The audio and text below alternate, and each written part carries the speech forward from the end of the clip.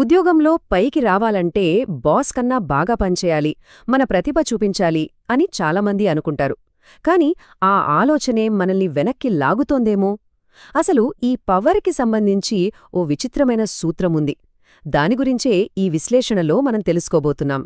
చిన్నప్పట్నుంచీ మనకిదే కదా చెప్పేది, కష్టపడి పనిచెయ్యాలి, మన టాలెంటంతా చూపించాలి, అప్పుడే సక్సెస్ అవుతామని. ఈ ఆలోచన మనందరిలోనూ ఎంతగా నాటుకుపోయిందంటే దీనికి భిన్నంగా ఆలోచించడం కూడా చాలా కష్టంగా అనిపిస్తుంది కదూ. కానీ అధికారమనే ఆటలో రూల్స్ పూర్తిగా వేరేగా ఉంటాయి. అక్కడ అందరూ వెళ్లేదారిలో వెళితే ఘోరంగా విఫలమయ్యే ప్రమాదముంది. అందుకే రూల్ నంబర్ 1 ఏంటంటే ఎప్పుడూ ఎట్టి పరిస్థితుల్లోనూ బాస్ని మించి ప్రకాశించవద్దు. అంటే మన పై అధికారులకి ఎప్పుడూ వాళ్లే సుపీరియర్ అనే ఫీలింగ్ కలిగేలా చెయ్యాలి. వాళ్ళని ఇంప్రెస్ చెయ్యాలనే ఆతృతలో మన టాలెంట్స్ అన్నీ చూపించేస్తే రివర్స్ అవుతుంది. వాళ్లలో భయాన్ని, అభద్రతను ప్రేరేపించినట్టవుతుంది. సో అసలైన విజయ రహస్యమేంటంటే మన పైవాళ్లను వాళ్లు ఉన్నదానికంటే గొప్పగా కనిపించేలా చేయడమే.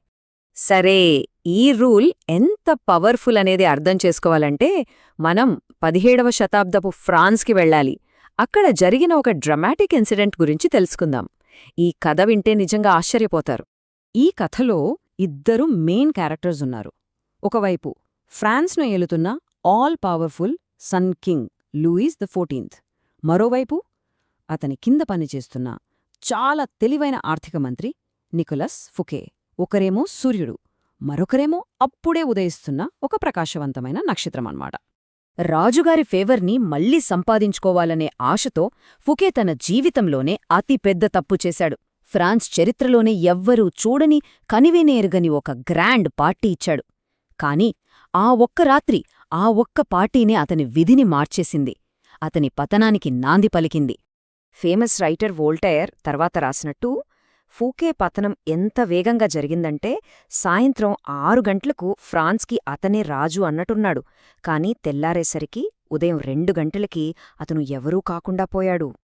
అసలు ఇక్కడ నిజంగా ఏం జరిగింది? తనను గౌరవించిన ఒక వ్యక్తిని రాజు ఎందుకు అంత కఠినంగా శిక్షించాడో? దీన్ని అర్థం చేసుకోవాలంటే అధికారం వెనుక ఉన్న సైకాలజీని మనం చూడాలి. ఫూకే ఉద్దేశం మంచిదే కదా, తన యజమానిని గౌరవించడమే. మరి ఫలితమేంటి? Life imprisonment. అసలు తప్పెక్కడ జరిగింది? ఈ ప్రశ్న చాలా ఇంట్రెస్టింగ్.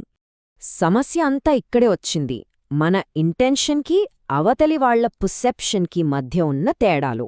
ఫూకే తన టాలెంట్ని, ఆ పార్టీని ఒక గిఫ్ట్గా అనుకున్నాడు.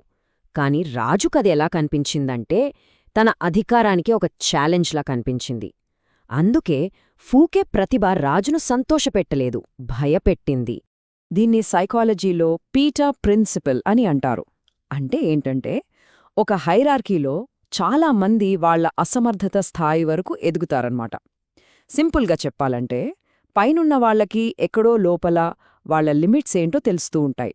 అందుకే వాళ్లకంటే టాలెంట్ ఉన్నవాళ్లు కింద పనిచేస్తుంటే వాళ్ళు చాలా ఇన్సెక్యూర్గా ఫీల్ అవుతారు. అందుకే అసలు పాయింట్ ఏంటంటే ఎవరైనా తమ టాలెంట్ని ఎక్కువగా ప్రదర్శించినప్పుడు వాళ్ల బాస్లో అభద్రతాభావం మొలకెత్తే ప్రమాదముంది. నాకంటే ఇతను తెలివైనవాడా అని అనుమానం ఒక్కసారి మొదలైందంటే చాలు, అది చాలా డేంజరస్ సిచ్యువేషన్కి దారితీస్తుంది. సరే, ఇదంతా 17వ శతాబ్దం నాటి కథ కదా అని అనుకోవచ్చు. కాని ఈ రోల్ ఇప్పటి మన మోడర్న్ ఆఫీసులకు కూడా వర్తిస్తుందా? ఒకప్పటి రాజదర్బారుకి ఇప్పటి మన ఆఫీస్ క్యూబికల్కి ఉన్న కనెక్షన్ ఏంటో చూద్దాం. చూడండి, పేర్లు మారాయి, సెట్టింగ్ మారింది. రాజులు, రాణుల స్థానంలో ఇప్పుడు సీఈఓలు, బాస్లు, మేనేజర్లు. సభికుల స్థానంలో మన కొలీగ్స్, టీమ్ మెంబర్స్.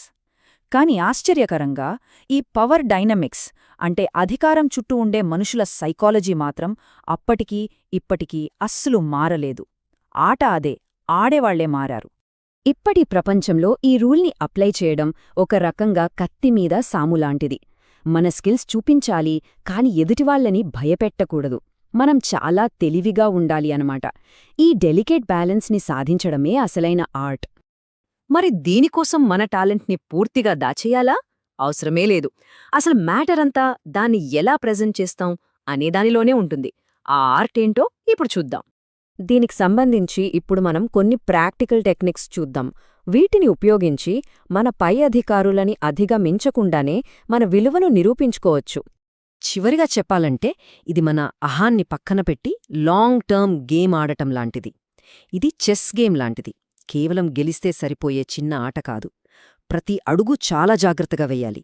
మరి ఈ రూల్ని ఫాలో అవ్వడం అనేది ఒక రకమైన మోసపూరితమైన ఆట లేక సక్సెస్ అవ్వడానికి అవసరమైన ఒక సోషల్ ఇంటెలిజెన్సా?